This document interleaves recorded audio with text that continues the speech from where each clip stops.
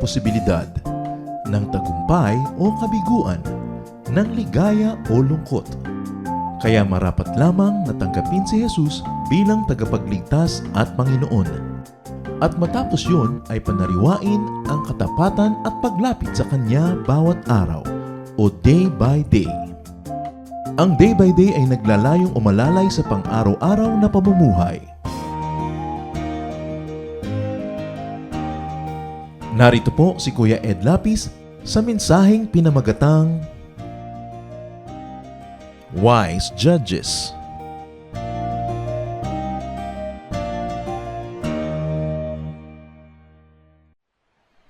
Romans 2:1.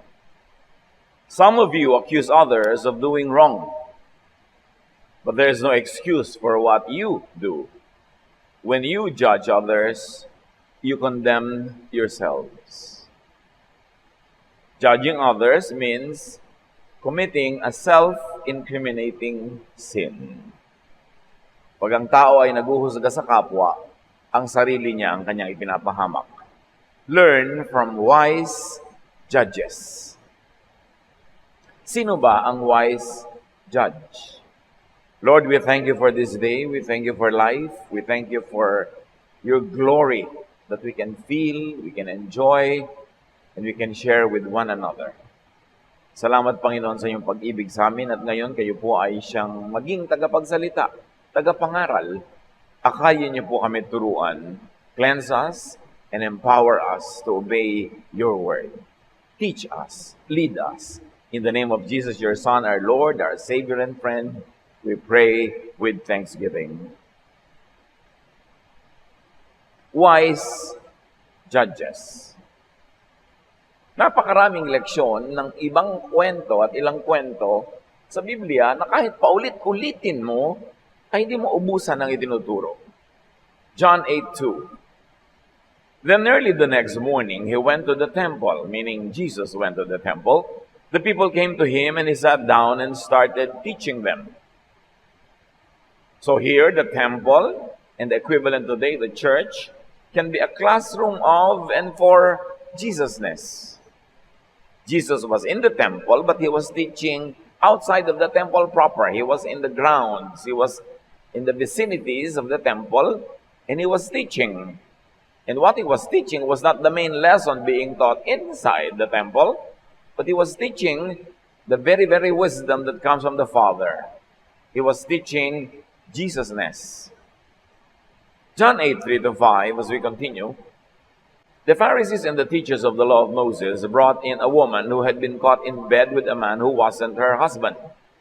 So here you see a very public intrusion into a very private activity of a woman and a husband of someone else, but these two people were having a relationship.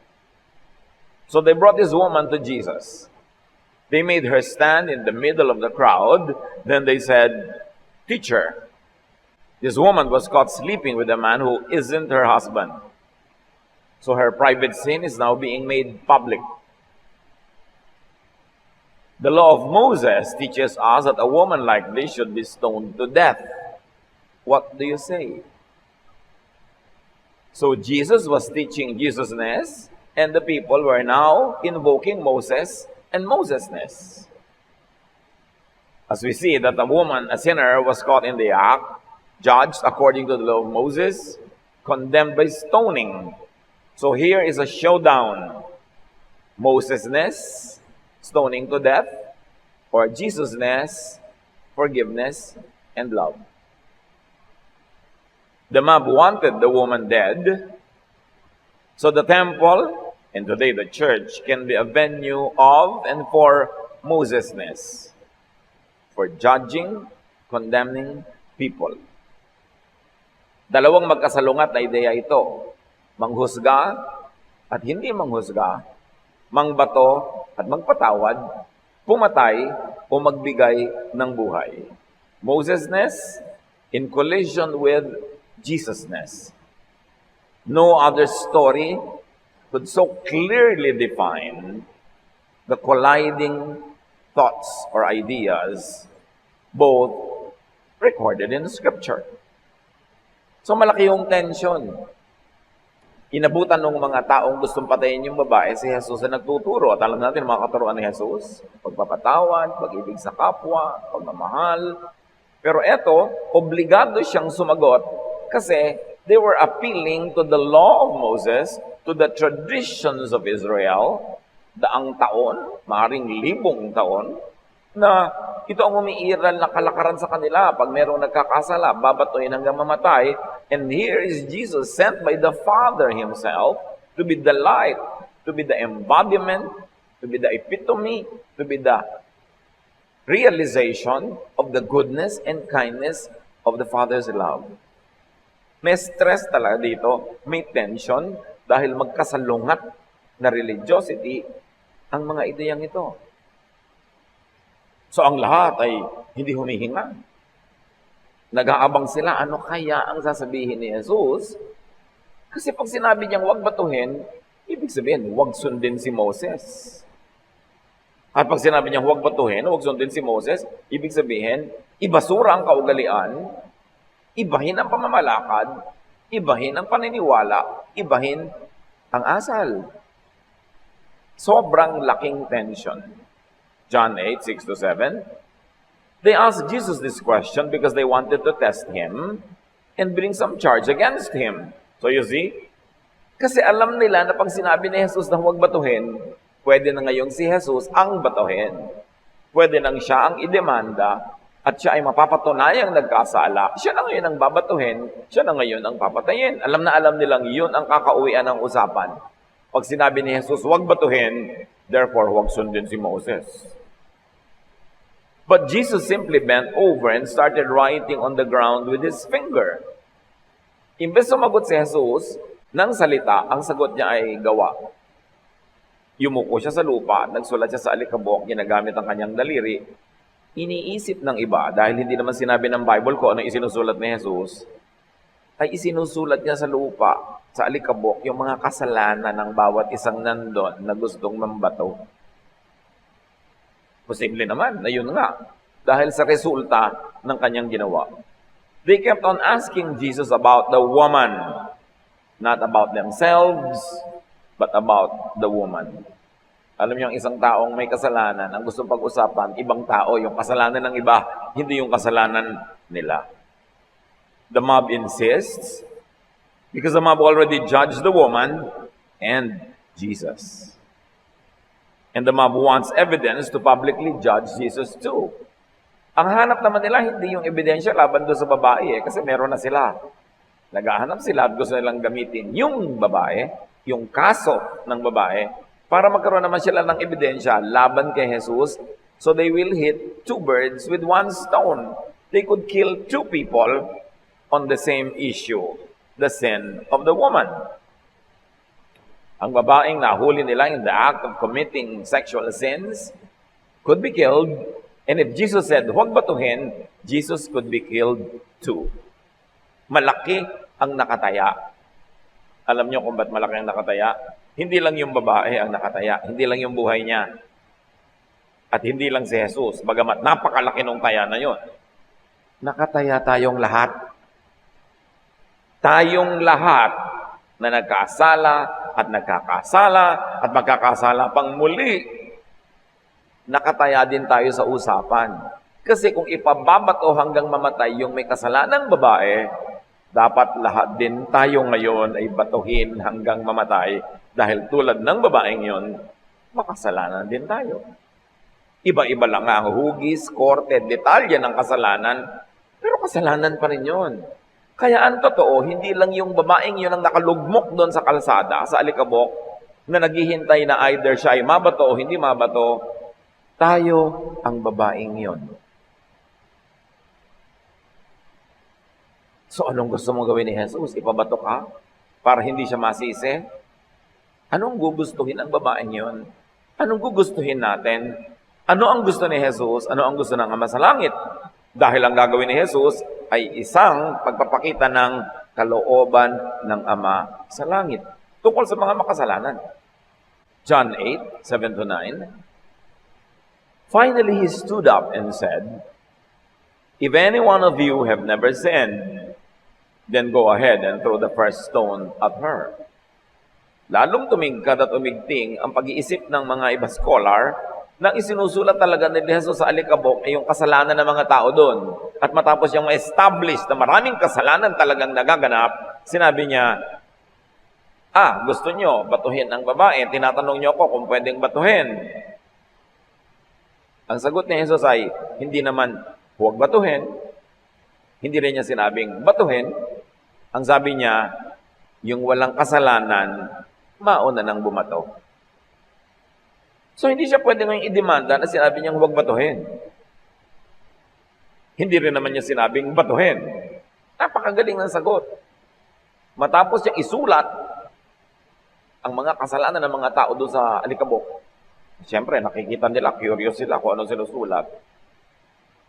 Magkakaroon pa ba ng lakas ng loob yung mga taong mambato?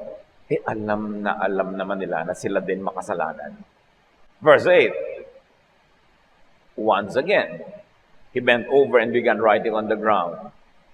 Nagdagdag pa siya. The people left, one by one, beginning with the oldest. Finally, Jesus and the woman were there alone. Siyempre, lalo sa mga sinaunang lipunan, yung oldest, yun ang pinakamalalakas ang loob, yun ang mga pinaka-may impluensya, may otoridad, at definitely, silang unang babato. Pero sila ang unang umalis. Kasi old sila, alam nila na makasalanan sila. At marahil, in proportion to their age and the length of their life, mas marami silang kasalanan kaysa doon sa bata pa lang. Kaya mas disqualified silang mambato.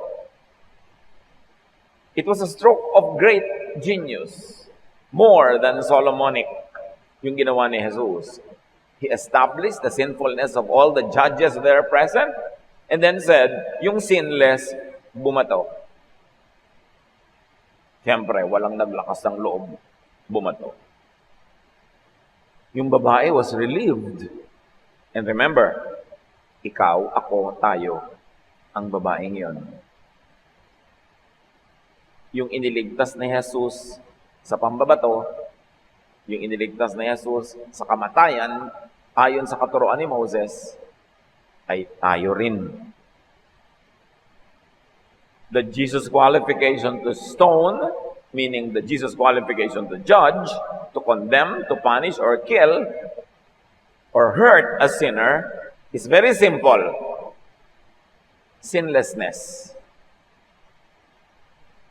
Dapat sinless ka para ka pwedeng mambato.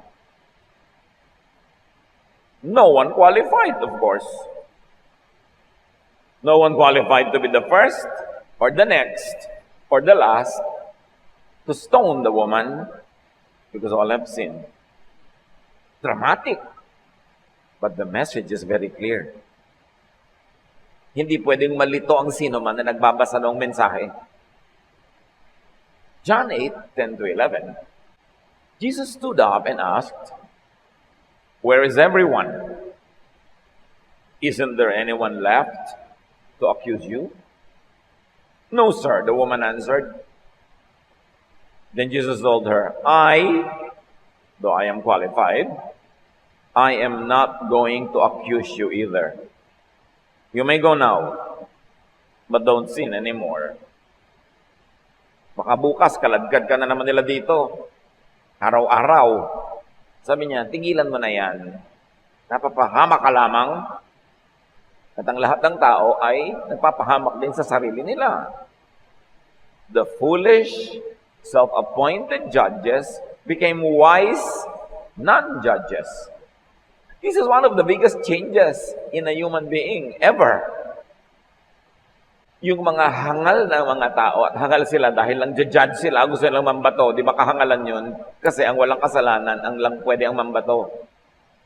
Nagbagong loob, nagbagong isip. Tinanggap nila sa sarili nila na hindi sila qualified. Tinanggap nila sa sarili nila, therefore, na makasalanan sila. So these people are not beyond redemption because they acknowledge their sinfulness.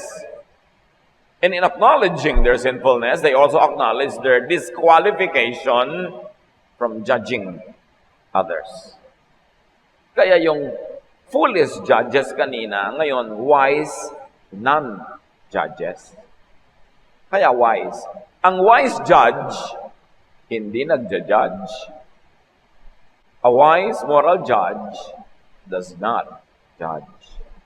At pinag-uusapan natin moral, hindi yung legal.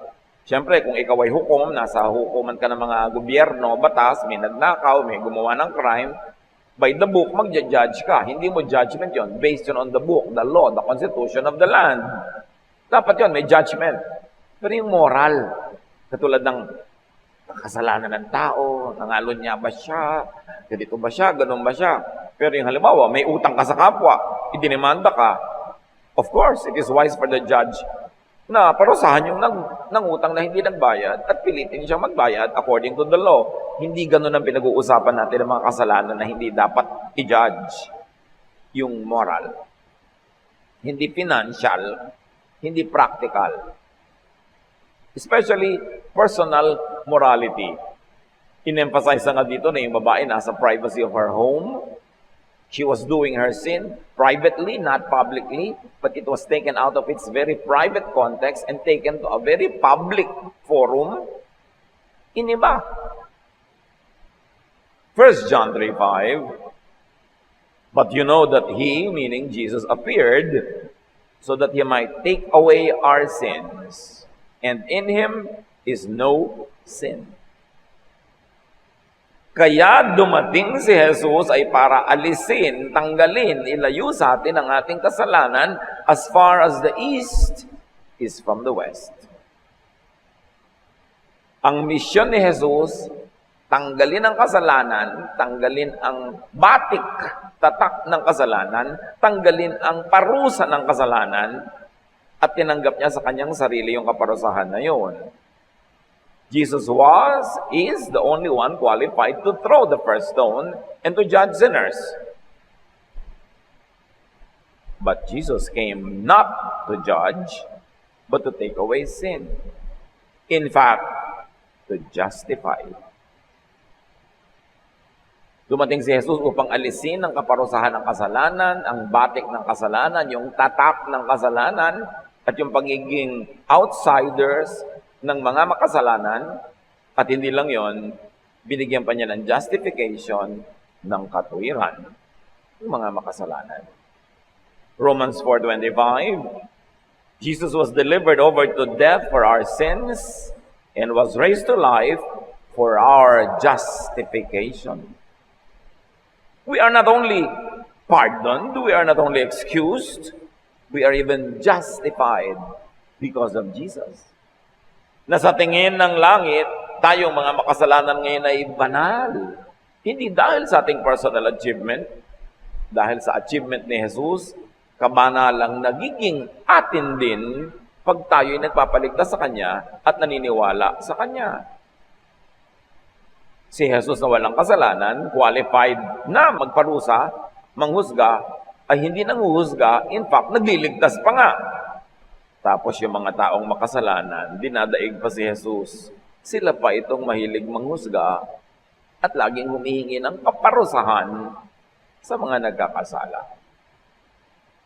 People who judge, accuse, and condemn others do not take away sin, but inflicts it on people. They do not perform the work of Jesus. Ang mga taong nang-uusig, nagdidiin, naguhusga, at humihingi ng parusa sa mga nagkakaroon ng moral sins, hindi nila ginagawa ang gawain ni Jesus. They do the work of Satan. Because the work of Jesus is to forgive, to justify, to save. The work of Satan is to accuse and condemn. Sino man na ang lagi niyang ginagawa ay mang-akusa, mang-kondena ng mga kapwa naman niya makasalanan, naglilingkod siya kay Satanas. Hindi kay Jesus. Kasi ang trabaho ni Jesus ay magpatawad, maglinis, magligtas. tulad ng ginawa niya sa babae, iniligtas. Ngayon, yung nagpapahamak, nambubuko, yung mga gustong parusahan yung mga may kasalanan sa tingin niya, servant yon ni Satan. Ang nakakapagtaka, mas nagiging relihiyoso ang mga maraming tao, mas naglilingkod sila kay Satanas. Kasi mas nagiging judgmental lalo. Lalong nagiging malupit sa mga nagkakasala at laling hinahanap nila parusahan ng may kasalanan. Hindi yan trabaho ni Jesus.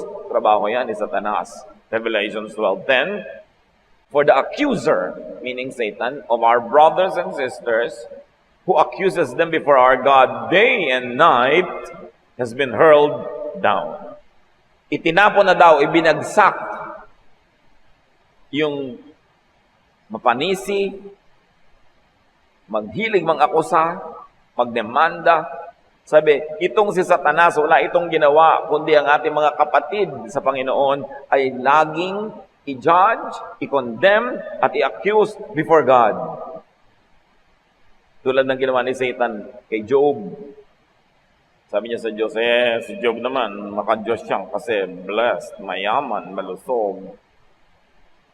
Hindi naman talaga maka-Diyos yan dahil lang maka-Diyos siya. Kasi pinagpapala. Tanggalin mo pagpapala niyan, isusumpa ka niyan. Sabi ni Satan about Job. Ngayon, marami mga kapatiran ngayon katulad ni Satan. Walang ginawa kundi akusahan ng kapatiran. Sabi ng Bible, trabaho yan ni Satan, hindi yan trabaho ni Jesus. So by not throwing the first stone, Jesus inhibited himself as judge. Hindi siya nag-judge and disqualified all others to throw the succeeding stones, in fact, any stone.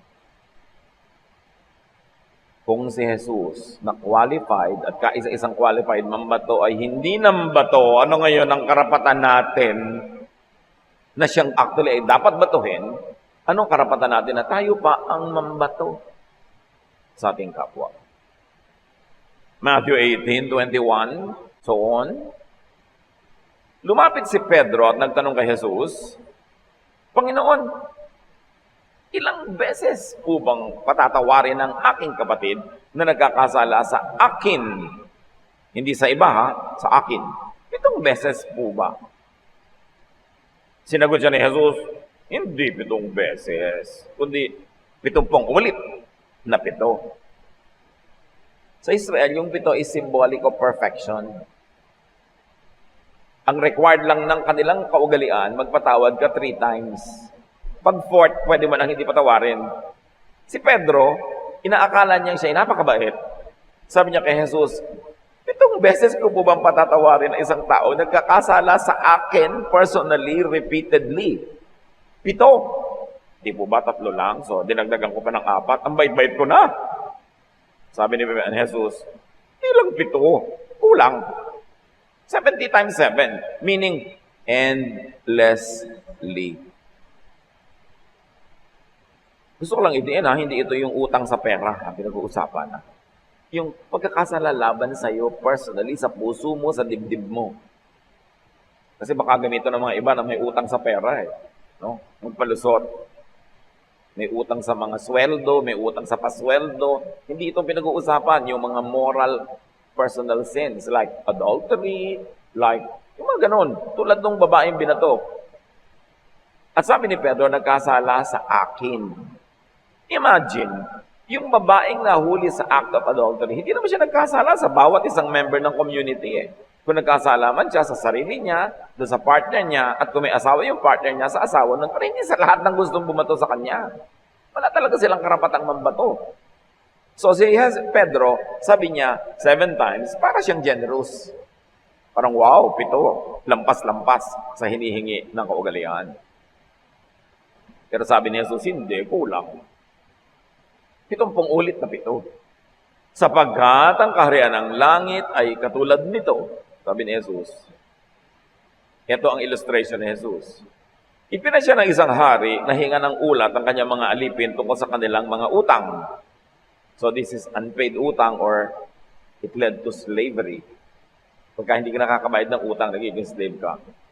Nang simulan niyang magkwenta, Dinala sa kanya ang isang lingkod na may utang na milyon-milyong piso. Dahil sa siya'y walang maibayad, iniutos ng hari na ipagbili siya. Pati ang kanyang asawa, mga anak, at lahat ng kanyang ari-arian upang siya'y makabayad. Kita niyo kung paano nadadamay ang asawa at anak ng mga taong waldas, mga hindi nagbabayad ng utang o nagsusugal at natatalo ang lahat-lahat, nawawalan sila ng bakay, nawawalan sila ng gamit, napagiging alipin sila, nabebenta sila, napapahamak because of the wrong leadership of the father or any member of the family. So magiging pambayad siya at ang kanyang pamilya. Lumuhod ang lingkod sa harapan ng hari at nagmakaawa. Bigyan po ninyo ako ng panahon at babayaran ko sa inyo ang lahat. Naawa sa kanyang hari. Kaya't pinatawad siya sa kanyang pagkakautang at pinalaya. So awa ang pinairal ng hari representing God. Not justice, but grace, mercy, kindness. Ngunit, pagkaalis roon ay nakita niya ang isa niyang kapwa lingkod na may utang sa kanya na ilang daang piso. So, ang utang niya doon sa hari, milyon-milyon. Hinatawan siya. Paglabas niya, nasa lubong niya ang isa niyang kapwa servant na may utang sa kanyang ilang daang piso lang. Sinakal niya ito at sabi, magbayad ka ng utang mo. Lumuhod ito at nagmakawa sa kanya. Bigyan mo po ako ng panahon at babayaran kita. Ngunit hindi siya pumayag. Sa halip, ito'y ipinabilanggo niya hanggang sa makabayad. So itong kinaawaan ay walang awa sa kapwa. Sa kapwa may utang.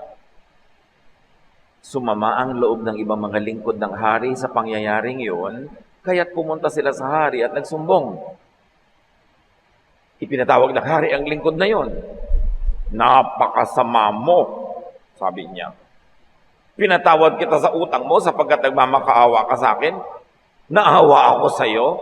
Hindi ba dapat ka rin sanang nahabag sa kapwa mo? So masama yung tao. Kasi tumatanggap lang siya ng pagpapatawad, siya hindi marunong magpatawad. At ang laki-laki ng ipinatawad sa kanya, yung maliit na utang ng kapwa, hindi niya ipinatawad. It is sin not to forgive people who owe you. And again, spiritual utang ang pinag-uusapan. Symbolic lang kasi yung kwento para madaling kwentahin, ginawang pera. At sa galit ng hari, siya ipinabilanggo hanggang sa mabayaran ng buo ang kanyang utang. Gayon din ang gagawin sa inyo ng aking Ama na nasa langit kung hindi nyo taos-pusong patatawarin ang inyong kapatid. Malinaw. Tumatanggap lang tayong lahat ng patawad ng Ama sa langit sa pamamagitan ni Jesus. Sino tayo para hindi magpatawad ng kapwa? Ang totoo, lahat naman tayo sa Diyos lang nagkakautang. Bihira naman ang kasalanan natin is against other people. Yung pangang hindi naman siya ang na-offend, hindi naman siya ang naatrasuhan, hindi naman sa kanya nagkasala, yung pang mahilig mag-judge. Tulad nung mga tao doon sa kwento. Hindi naman sila kamag-anak ng babae o nung lalaki o nung pamilya nung lalaki. Sila itong galit na galit. Ganyan ang mga taong makasalanan, laging galit. At laging judgment ang gusto na ibigay sa kapwa. At sa ganung tao, galit din ang Ama at judgment din ng Ama ang ibibigay sa kanila. Anyone who judges others invites trial and judgment upon himself. Sino mang nanguhusga sa kapwa ay inaanyayahan ng Diyos na siya man ay husgahan din. Romans 2:1, tulad ng ating binasa. Some of you accuse others of doing wrong, but there is no excuse for what you do. When you judge others, you condemn yourselves because you are guilty of doing the very same things. Perhaps not always specifically the same thing, but generically the same thing. Kasi ang kasalanan, anuman yon, ay kasalanan din. Pare-pareho lang. James 2:10, if you obey every law except one, you are still guilty of breaking them all. Sa 10 utos, sinunod mo ang siyam, hindi mo nasunod yung isa, guilty ka of breaking all the 10. In other words, kahit anong pagsisikap mo dyan, guilty ka pa rin.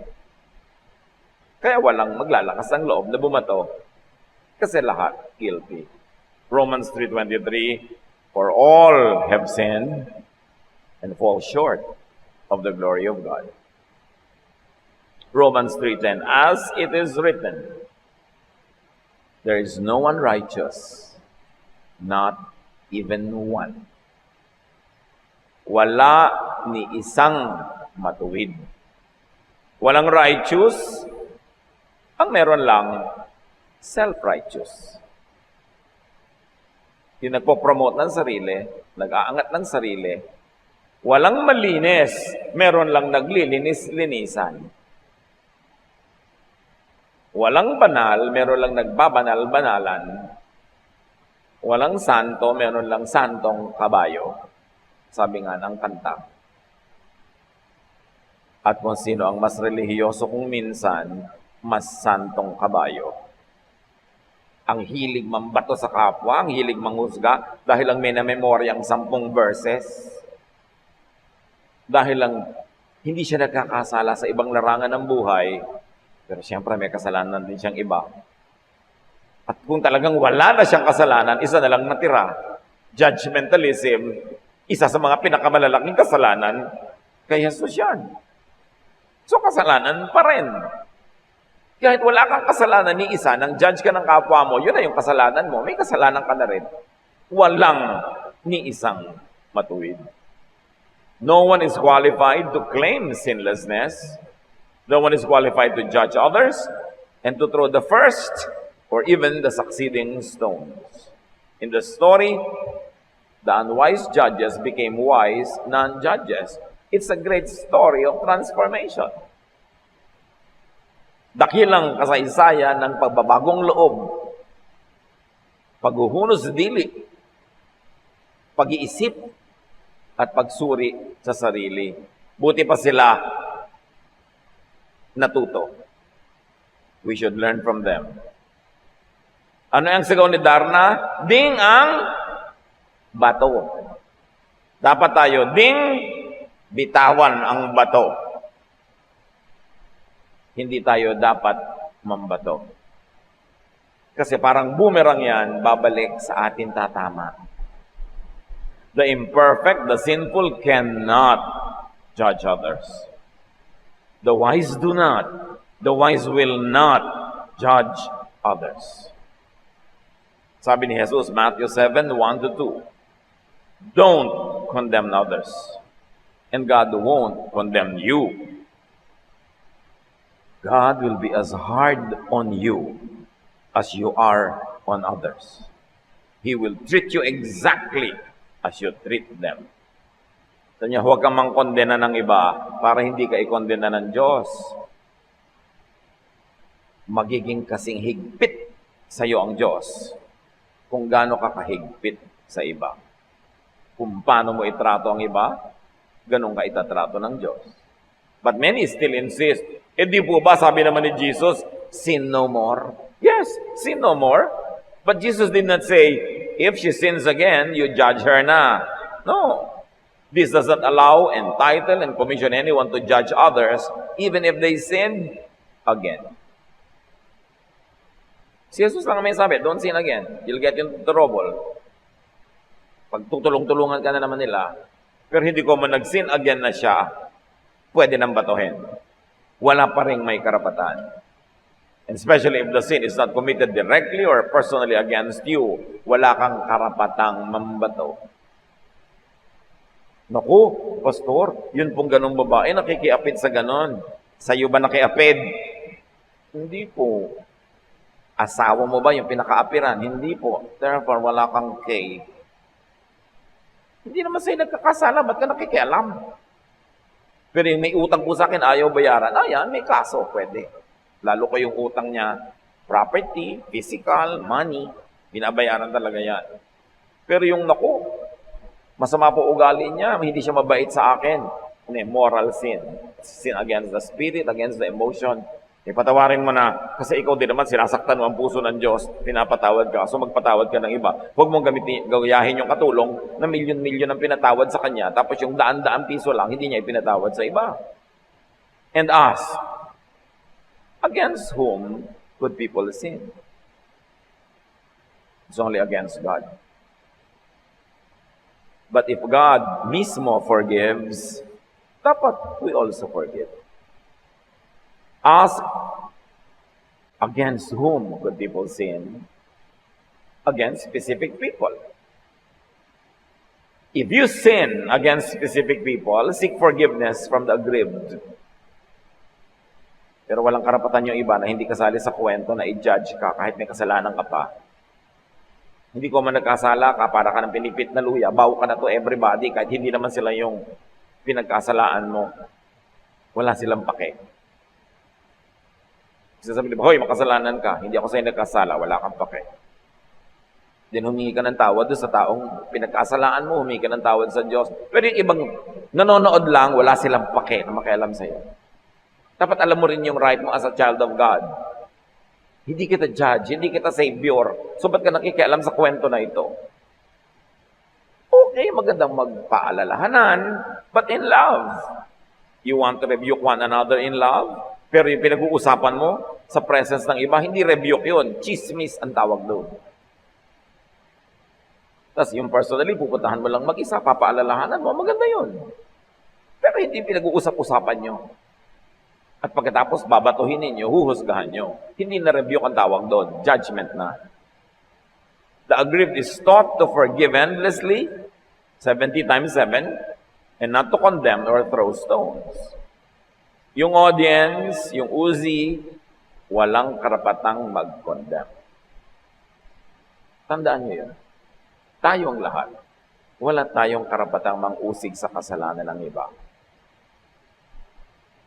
At ididiin ko, liban na lang, may utang sa'yo. Pwede mo talagang singilin yon.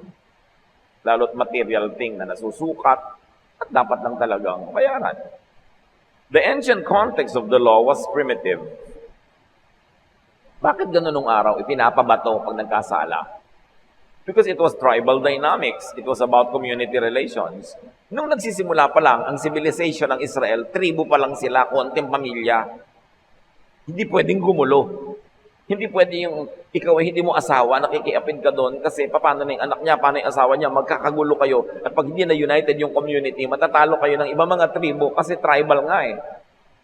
Hindi kayo makakapag-agriculture together, hindi kayo makakapag-commerce together dahil may mga division, may mga issue. Ang liit-liit ng grupo, dapat walang ganyanan. Kasi lahat affected, even the community. Kasi ikaw babae ka, nakiapid ka sa iba, nag-aaway kayo, kamag-anak kayong isa, kamag-anak ng kaibigan ko at ng asawa kayong isa, di pati kami mag-aaway, magkakagulo tayong lahat. So stakeholder kami, so responsible ka rin sa amin. But that was in tribal, primitive Israel.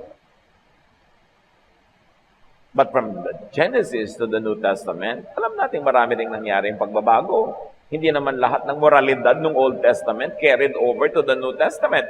Halimbawa, no Old Testament, men could marry many women. Even the patriarchs. Si Abraham, pwede niyang anakan yung kanyang katulong. Si Jacob, pwede niyang pakasalan ng 2 babae. Ang dami-dami nilang mga asawa. Kasi ang konti-konti pa nila noon, kailangan nila magparami. Nauubos sila sa mga gera, sa mga sakit. But the times when it was allowed was already different from the time of Jesus, when Israel was already a very established kingdom. It was a big nation with so many people, with big cosmopolitan cities. Kaya may mga turo din si Jesus na, you have heard in the Old Testament, ganito. Pero sinasabi ko sa inyo, ngayon, ganito na ha. Even the sense of morality was changing according to the needs of the community. According to the dictates of the needs of the nation, of the tribe. Kaya hindi lahat ng tribal laws nung araw ay pwede mo nang i-implement sa then already cosmopolitan, big city, Jerusalem. Na iba na ang social dynamics. Nag-iiba ang panahon. Nag-iiba ang mga hinihingi ng panahon. And even in the Bible, you see the response of the people to changing times. Yung mga dating bawal na bawal, o hindi na. Katulad nung bawal na bawal kumain ito, bawal na bawal kumain nun, sa Christian time, hindi na. Because most of the commandments of the Old Testament were to preserve the tribe or the nation.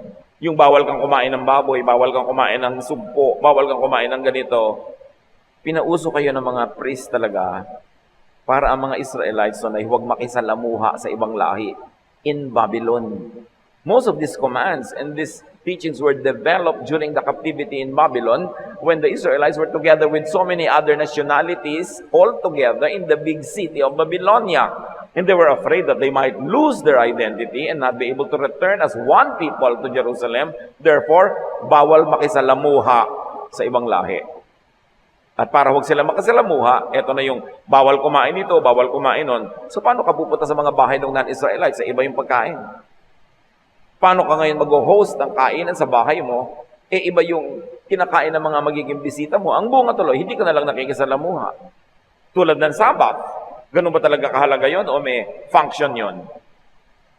Pag Sabbath sa Babylonia, lahat ng tao, holiday, dalaw dito, dalaw doon, pasyal dito, pasyal doon. Nakikisalamuha sa isa't isa. So biglang hinigpitan ng mga Jew. Walang kakain sa Sabat, walang magtatrabaho sa Sabat, walang maglalakad ng ganong kalayo pag Sabat. Effectively, they were separated from the entire society in Babylon. Kaya si Jesus, ang dami niyang ginawa ng Sabat. Kasi sinasabi niya, wala na tayo sa Babylon. Iba na ang panahon.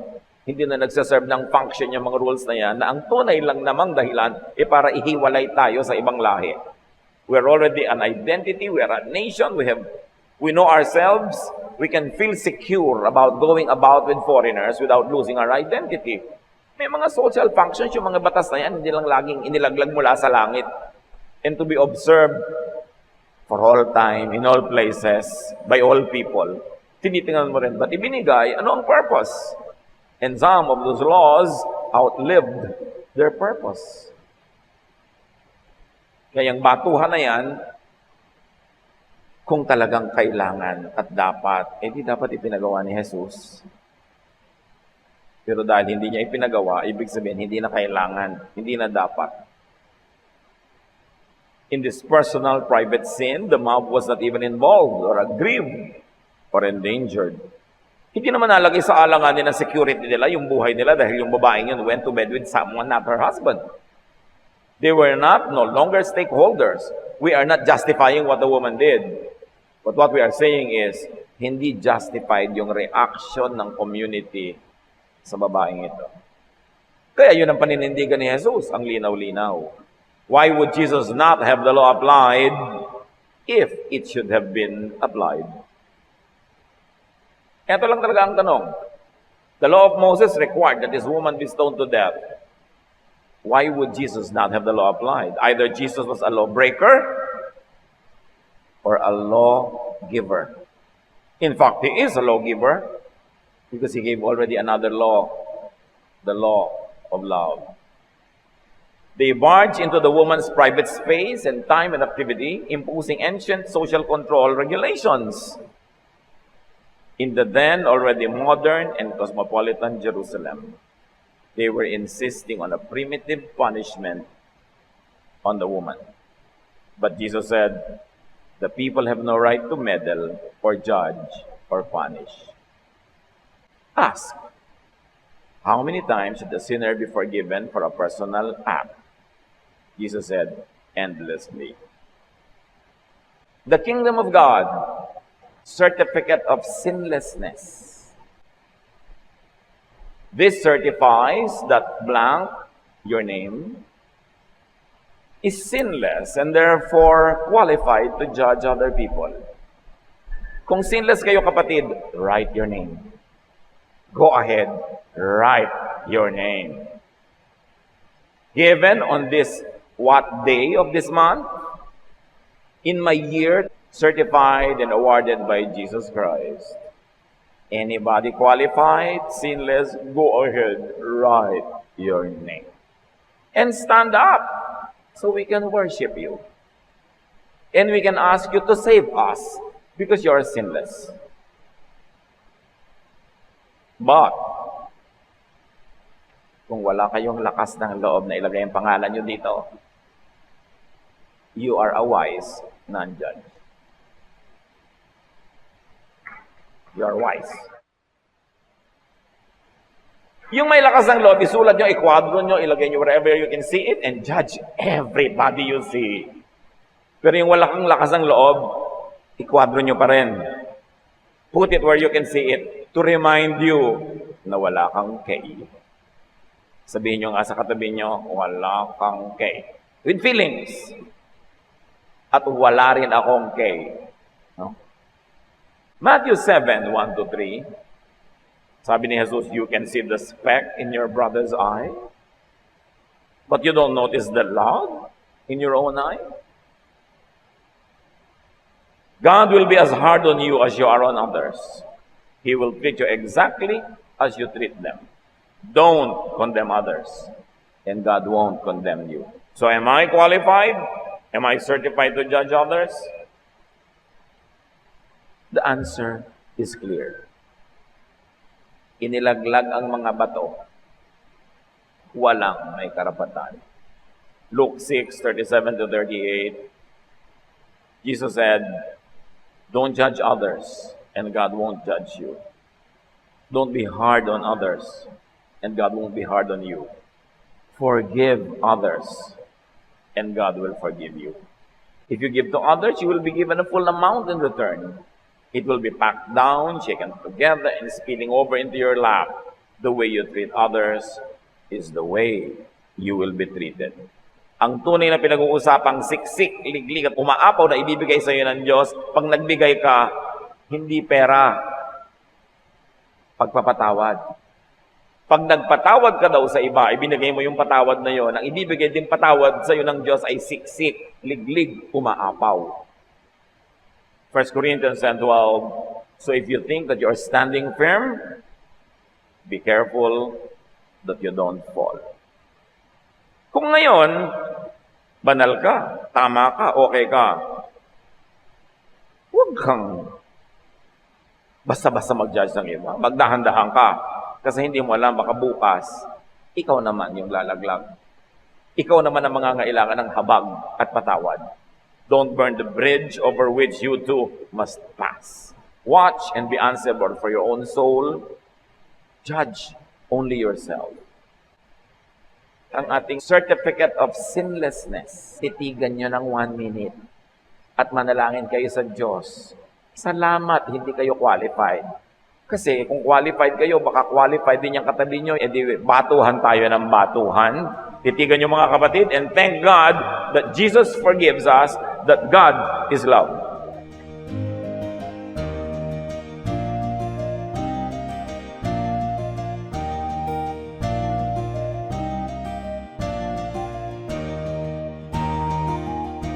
Ang katatapos pong mensahe ni Kuya Ed Lapiz ay pinamagatang Wise Judges.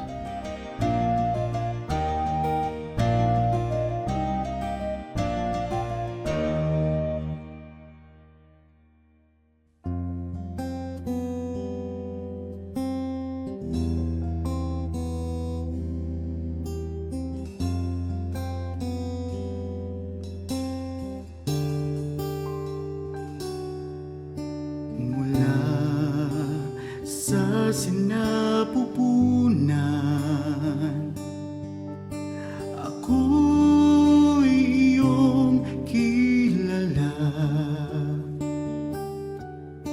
Wala na ngang iba, sa inyo'y hihigit pa. Panginoon, tapat, dakila ka. Kayo lang ang pupurihin at siyang tatanghalin, pagkat kay buti-buti niyo sa akin. Ang pag-ibig na sadyang kay ganda, mga pangako niyo'y gabay sa aking daan. Walang makapapantay sa anak ninyong alay. Ang pag-ibig niyo'y sapat kailan pa man.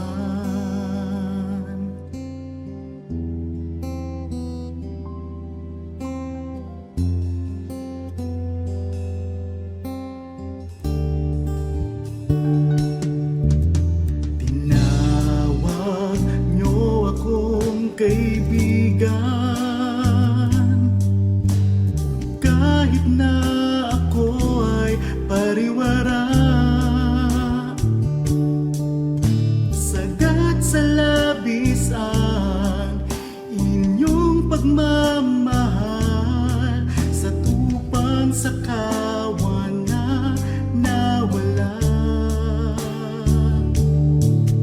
Kung aking bibilangin bawat butil ng buhangin, ang habag niyo'y ganon karami rin.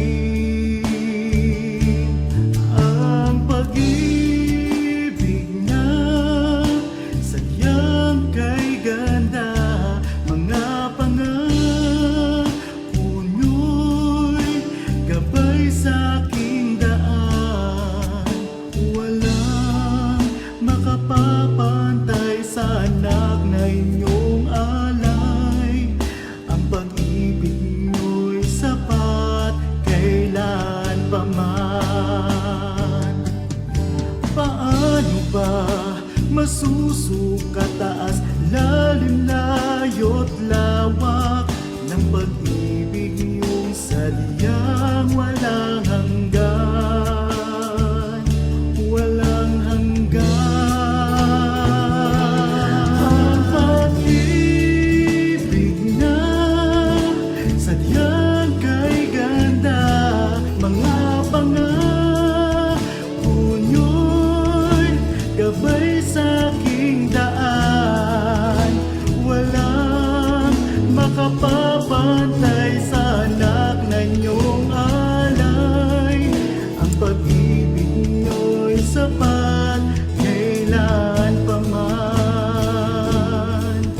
Ang pag-ibig niyo'y sapat kailan pa man. Ang pag-ibig niyo'y sapat kailanman.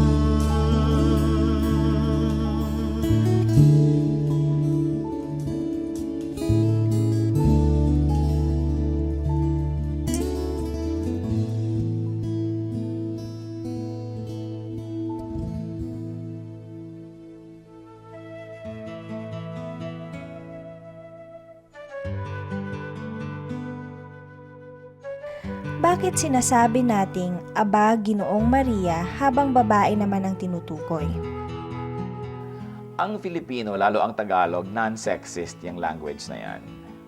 Kaya nung araw talaga, yung Ginoo pang babae at pang lalaki. Nung sobra lang tayo na-influence ng Western sexist language, unti-unting nawala yung paggamit ng Ginoo para sa babae.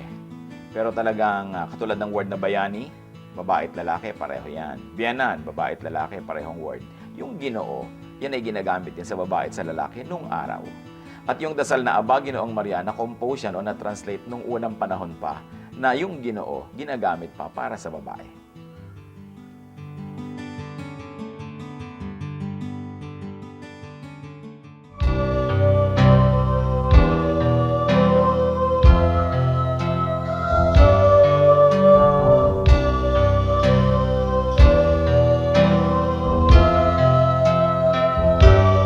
Bakit labis na pag-ibig ang nais kong ibigay, magmula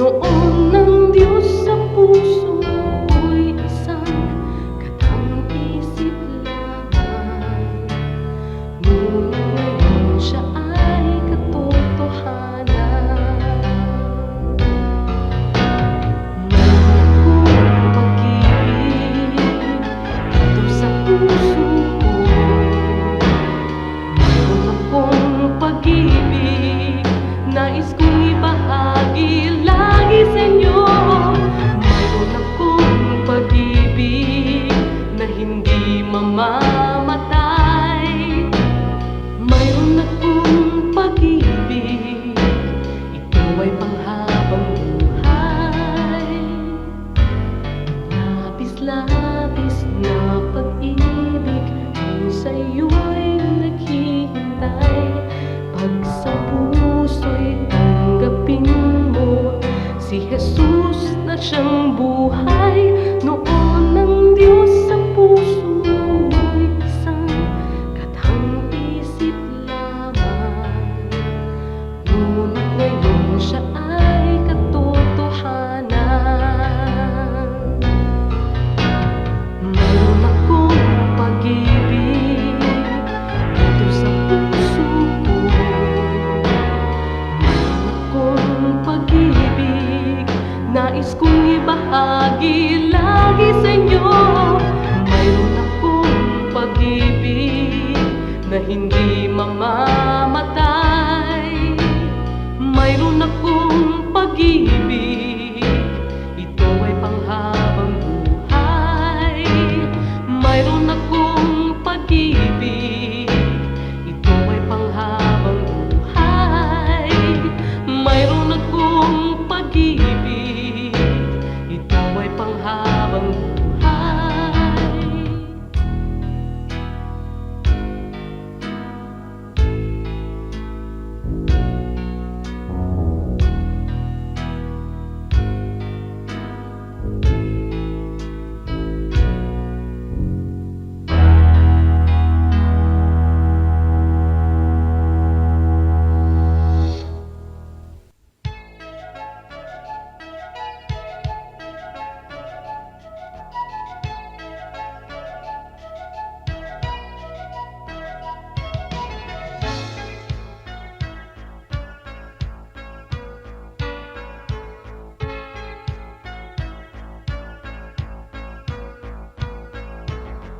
Ang nais mo'y kagalakan, kay Jesus matatagpuan.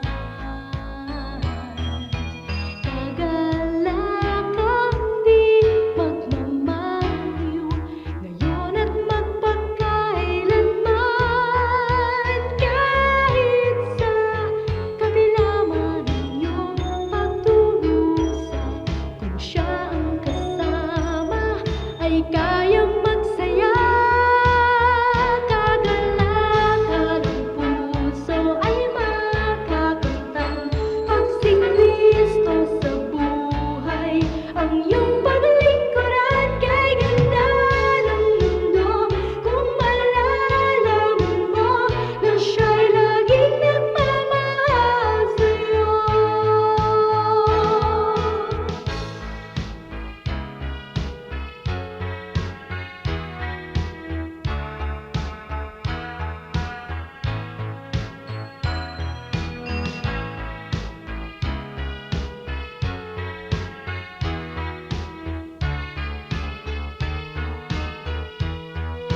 Kahit sa kabila man ang iyong pagdurusa, kung siya ang kasama ay kayang magsaya. Kagalakan ng puso ay makakamtan pag si Kristo sa buhay. Ang iyong paglingkuran kay ganda ng mundo, kung malalaman mo na siya'y laging naghihintay sa'yo. Kay ganda ng mundo, kung malalaman mo na